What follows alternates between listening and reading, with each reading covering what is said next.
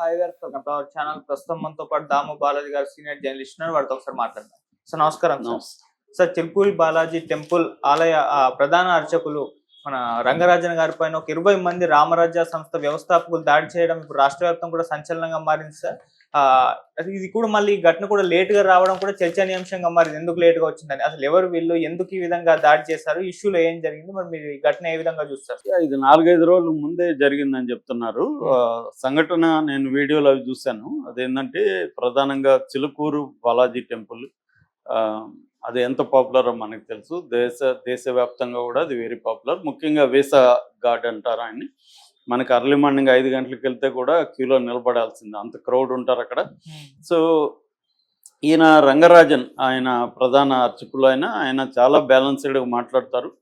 So చాలా వీడియోలు ఆయనవి కూడా పాపులర్ ఉన్నాయి.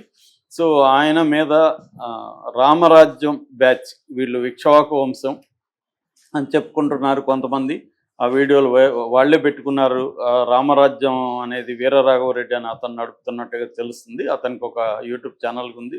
దాంట్లో పెద్దగా ఏమీ 6-7 వేల కంటే ఎక్కువ సబ్స్క్రైబర్ లేరు, పెద్దగా వ్యూస్ కూడా లేదు.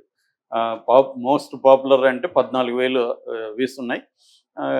దాదాపు 100 వీడియోలు పైన పెట్టున్నాడు ఆ ఛానల్లో. అంటే ఇటీవలనే స్టార్ట్ అయినట్టుగా తెలుస్తుంది ఇతను వ్యవహారం.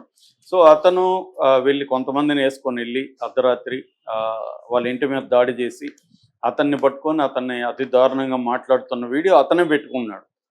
అతని సాక్ష్యాలు వేరే వాళ్ళు చెప్పాలని అవసరం లేదు, ఇతను దీంట్లోనే ఉంది.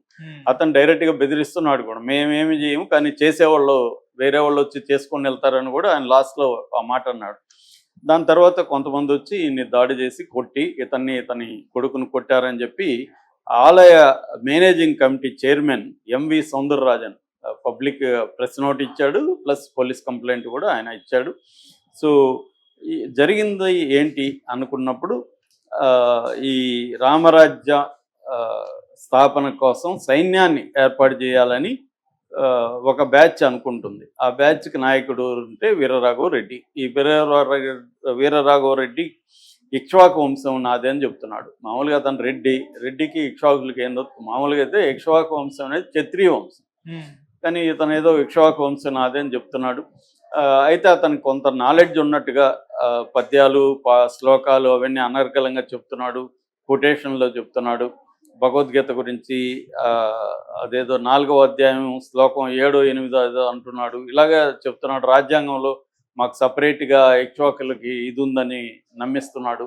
అతను నిజంగా నమ్ముతున్నాడా? రాజ్యాంగంలో ఇక్ష్వాకుల గురించి ఎందుకు ఉంటుంది కానీ మాట్లాడుతున్నాడు. ఈయన్ని చాలా దారుణంగా అవమానకరంగా మాట్లాడి అసలు నీకేమి తెలియదు, నువ్వు పనికిమాలినోడివి అని చెప్తున్నాడు. ఆయన పాపం అవమానకరంగా ఆయన వీళ్ళ దాడులకి భయపడి సైలెంట్గా ఉండిపోయాడు తలంచుకొని. ఆయన ఏదన్నా సమాధానం ఇవ్వాలంటే కూడా నోరు తెరవద్దు అన్నట్టుగా ఇతను బెదిరిస్తున్నాడు. సో ఆ స్థాయిలో ఇది అత్యంత హేయమైన దాడిని. ఇప్పుడు ఏమైందంటే మామూలుగా అయితే హిందూ మిలిటెంట్ సంఘాలే ఖండిస్తున్నాయి. నేను ఇందాక వీడియో చూసాను, అందులో బజరంగ దళ నాయకుడు శ్రీరాములు అని ఆయన దీన్ని దారుణంగా ఖండించి ఇతన్ని అరెస్ట్ చేయాలి, ఇతను వెనక ఎవరన్నా ఉంటే వాళ్ళని కూడా ఫైండ్ అవుట్ చేయాలి అని ఆయన డిమాండ్ చేస్తున్నాడు. అంటే మామూలుగా మనకి హిందుత్వ వేరు, హిందూ వేరు, ఇది చాలామందికి తెలియక కలిపేస్తుంటారు. హిందుత్వం అంటే కమ్యూనలిజం, రిలీజియస్ ఫండమెంటలిజం. కమ్యూనలిజం అనేది మతతత్వవాదం. మతం వేరు, మతతత్వవాదం వేరు.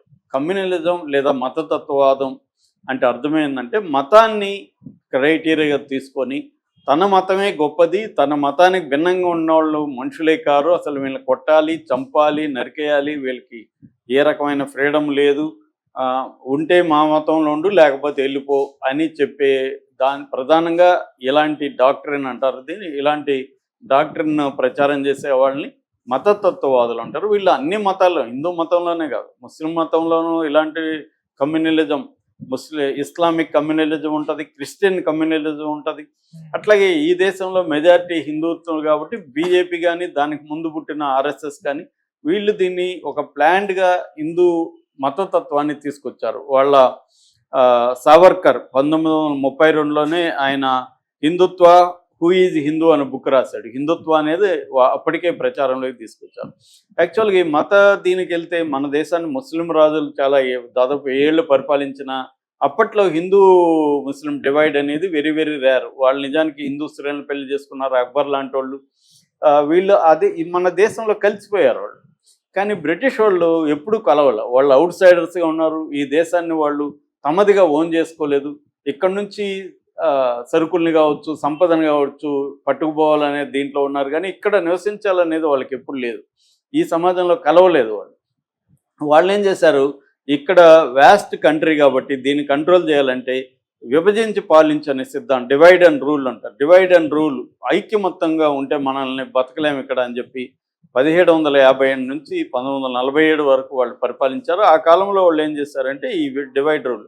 సో 1909లో వాళ్ళు సపరేట్ వీళ్ళకి ఎలక్టోరేట్ ఇది పెట్టారనమాట. ముస్లిమ్స్కి హిందూ సపరేట్ పెట్టి అట్లాగే 1932 అక్కడి నుంచి వాళ్ళు చీల్చుతూ వచ్చారు. మత కలహాలని, మతాల మధ్య ఇది పెట్టుకుంటూ వచ్చారు అనమాట. కులాల మధ్య కూడా వాళ్ళు అలాగే పెట్టారు. అలాగే పెట్టి 1947కి వచ్చేసరికి పార్టీషన్లో పెద్ద ఎత్తున వైలెన్స్ చోటు చేసుకుంది. వాళ్ళు దాన్ని కూడా శాంతియుతంగా చేసి ఉండొచ్చు కానీ చేయలేదు. దాంతో పెద్ద ఎత్తున వేల మంది, లక్షల మంది నిరాశ్రయాలు, వేల మంది, లక్షల మంది చనిపోయారు. దాని మీద పుస్తకాలు అవన్నీ కూడా వచ్చాయి. సో అక్కడ నుంచి ఇంకా వీర సావర్కర్ నేను చెప్పిన 1932, తర్వాత ఆర్ఎస్ఎస్ 1925లో ఏర్పడింది ఆర్ఎస్ఎస్. దాని తర్వాత 1951లో భారతీయ జనసంఘ్ ఏర్పడింది. వీళ్ళందరూ కూడా కమ్యూనలిజాన్ని పెంచి పోషించుకుంటూ వచ్చారు. 1980లో బీజేపీ వచ్చింది, భారతీయ జనతా పార్టీ. వీళ్ళు కూడా హిందుత్వాన్ని రాజకీయాలకు బలంగా తీసుకొచ్చి రామ జన్మభూమి ఎపిసోడ్ ద్వారా వీళ్ళు బాబ్రీ మసీద్ 1992లో కూలగొట్టడం ద్వారా వీళ్ళు అధికారంలోకి రావడానికి మతాన్ని రెచ్చగొట్టి, వాళ్ళకి నిజానికి మతం మీద ప్రేమ ఉందని ఏమి నేను అనుకోవట్లేదు, మతాన్ని వాళ్ళు రెచ్చగొట్టి చీల్చి అధికారంలోకి రావడానికి అదే పని ఇప్పుడు చేస్తున్నారు. ఆ తర్వాత మనకి 2002లో జరిగిన గోద్రా అల్లర్ల తర్వాత గుజరాత్ అల్లర్లు కావచ్చు, తర్వాత ముజఫర్ నగర్ కావచ్చు, అంతకుముందు సిక్కులకి యాంటీగా కూడా ఇలాగే 1984లో కాంగ్రెస్ ఏం శుద్ధపూసి కాదు. కాంగ్రెస్ సేమ్ ఇదే మాట చేస్తుంది. కాకపోతే వాళ్ళు ఏంటంటే కొద్దిగా ఏదో రిఫార్మిస్టు, సెక్యులరిస్టు ముఖాన్ని ధరిస్తుంది తప్ప కాంగ్రెస్కి బీజేపీకి ఎసెన్స్లో తేడా లేదు. ఈ విషయాన్ని బాలగోపాల్ లాంటి వాళ్ళు మతత్వం మీద రాసిన పుస్తకంలో క్లియర్గా చెప్పారు. సో ఈ విధంగా రాజకీయాలకి కమ్యూనలిజాన్ని వాడుకోవడం అనేది బీజేపీ, కాంగ్రెస్ అన్ని పార్టీలు కూడా ప్రధానంగా చేస్తున్నాయి. ఇప్పుడు ఈ కాంగ్రెస్తో బీజేపీతో కలవని పార్టీలు ఏమున్నాయి, అందరూ కలుస్తున్నారు కదా. సో వీళ్ళందరూ కూడా దాంట్లో వాటాలే ఈ దేశంలో. సో ఎక్కువ తక్కువలే. బీజేపీ సిస్టమేటిక్గా చాలా ఆర్గనైజ్డ్గా ఎక్కువ చేస్తుంది. కాంగ్రెస్ వీళ్ళందరూ ఇండైరెక్ట్గా అదే చేస్తున్నారు. పివి నరసింహారావు టైంలో కదా బాబ్రీ మసీద్ కోలుకొట్టారు. మరి పివి నరసింహారావు ఎలా అలో చేశాడు. సో ఇలాగా ఇవన్నీ జరిగినాయి. సో కమ్యూనలిజం అనేది రాను రాను బీజేపీ పరిపాలనలో పెరుగుతూ ఉంది యాక్చువల్గా. సో మనకి మామూలుగా కమ్యూనలిజంలో militant communalism and political communalism, cultural communalism, economic communalism, ఇలా 4-5 రకాల కమ్యూనలిజమ్స్ ఉన్నాయి. ఇందులో ఈ వీరరాఘవరెడ్డి మిలిటెంట్ కమ్యూనలిజానికి సంబంధించిన వ్యక్తిగా, దాంట్లో కూడా అంటే ఆర్ఎస్ఎస్ మిగతా వాళ్ళకి చెందడేతను, వాళ్ళని కూడా ఇతను విమర్శిస్తున్నాడు. కేంద్ర ప్రభుత్వాన్ని తీవ్రంగా విమర్శిస్తున్నాడు. న్యాయ వ్యవస్థను తీవ్రంగా, న్యాయ వ్యవస్థ తోలు తీస్తానని చెప్తున్నాడు ఇతను. మరి ఇతను తోలు న్యాయ వ్యవస్థ తీయాలి ఇప్పుడు యాక్చువల్గా అయితే. ఎందుకంటే ఇతను క్రైమ్కి పాల్గొన్నాడు, రెచ్చగొడుతున్నాడు. ఇతని మీద నిజానికి తీవ్రమైన సెక్షన్లు పెట్టాల్సిన అవసరం ఉంది. ఇతని మీద ఉపాధి లాంటి చట్టాలు ఇతని మీద పెట్టాలి యాక్చువల్గా. ఎందుకంటే ఇతను యాక్షన్లకు దిగాడు. ఒక ప్రముఖ దేవాలయం పూజారిని ఇలా కొట్టగలిగాడంటే ఇంకా వేరే హిందువులకు భద్రత ఏముంటుంది? నిజానికి హిందువులకు భద్రత ముస్లింల వల్ల అని వీళ్ళు ప్రచారం చేస్తారు ఆర్ఎస్ఎస్, బీజేపీ వాళ్ళు. ఇప్పుడు ఇలాంటి వాళ్ళే హిందువులకు భద్రతకి, హిందువులు పవిత్రంగా చూసే ఒక బాలాజీ టెంపుల్ మెయిన్ పూజారిని ఇతను పోయి దారుణంగా అవమానించి కొట్టాడంటే వీరరాఘవరెడ్డి, ఇలాంటి వాళ్ళని సహించకూడదు యాక్చువల్గా. అది అయితే ఆ విషయంలో బజరంగ దళ్ కానీ ఆర్ఎస్ఎస్ కానీ వీళ్ళందరూ కూడా, అంటే బీజేపీకి సంబంధించిన సంస్థలు కూడా ఖండిస్తున్నాయంటే అర్థం ఏంటంటే వాళ్ళు పొలిటికల్ కోసమే ఏదైనా చేస్తారు ఒక ఆర్గనైజ్డ్గా. ఇలాంటి వాళ్ళకు కూడా ఇబ్బంది. ఎవడంటే వాడు వచ్చేసి వాళ్ళది కదా, అది కర్చీఫ్ వాళ్ళు వేసి పెట్టారు. ఇప్పుడు దాన్ని వచ్చి వేరే వాడు లాగాడు. నేను ఒక సీట్లో కర్చీఫ్ వేసి పెడితే వేరే వాడు వచ్చి కూర్చుంటే వాళ్ళకి ఇబ్బంది కదా. అది వాళ్ళకి ఇప్పుడు వాళ్ళకి ఫీల్ అవుతున్నారు. వీడోడ్రా వీడొచ్చి మనల్ని కబ్జా చేస్తున్నాడే